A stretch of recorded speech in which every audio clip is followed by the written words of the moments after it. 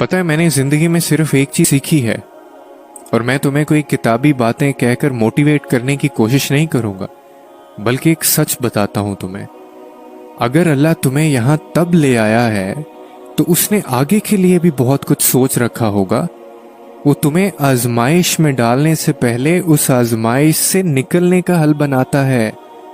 پھر تم کیوں ایسا سوچتے ہو کہ وہ تمہیں بھول گیا ہے یا پھر تمہیں سن نہیں رہا؟ تم نے اپنے انتخابات کا نتیجہ دیکھ لیا۔ تم نے اپنی منمانی کر کے ہر شخص کی، ہر چیز کی حقیقت کو دیکھ لیا۔ تم نے خدا کی نافرمانی اور اپنی ضد سے یہ تکلیف خریدی ہے، تو اب اللہ کے انتخاب کا انتظار کرو۔ جو تحفہ، وہ چیز اس نے تمہارے لیے رکھی ہے، اس چیز کا انتظار کرو، اور یقیناً اللہ کا انتخاب بے حد پرسکون ہوگا، جو تمہیں یہ بتائے گا کہ اختتام ایک نئی منزل کا آغاز ہوتا ہے۔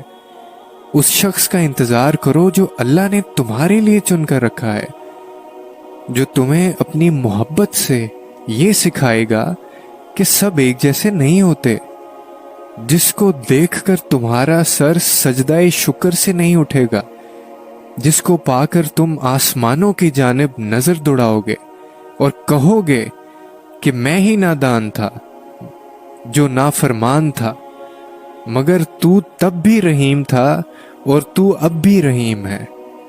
اور پھر تم یہ کیسے بھول جاتے ہو کہ اللہ قرآن میں فرماتا ہے کہ تم مجھے ویسا ہی پاؤ گے جیسا میرا گمان کرو گے۔ یہ سب ہم پڑھتے تو ہیں لیکن سمجھتے نہیں ہیں۔ کیا تم جانتے ہو کہ جب حضرت موسیٰ کے پیچھے فوج لگی ہوئی تھی تب اللہ نے کیوں سمندر کو 2 حصوں میں بانٹ دیا؟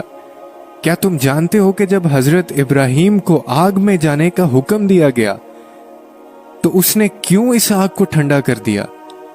کیا تم جانتے ہو کہ اس نے یوسف کو کیوں کنویں میں پالا؟ کیا تم جانتے ہو کہ اس نے حضرت ہاجرہ کو صحرا کے درمیان زمزم کیوں دیا؟ کیوں اس نے حضرت یونس کو مچھلی کے پیٹ میں بھی محفوظ رکھا؟ ان سب میں بس ایک چیز مشترک تھی، اور جانتے ہو وہ کیا تھی؟ وہ تھا یقین، تقوی۔ صرف اس لیے کہ ان میں سے کسی نے ہمت نہیں ہاری، انہوں نے یقین رکھا کہ خدا رستہ نکالے گا، اور دیکھو خدا نے رستہ نکالا۔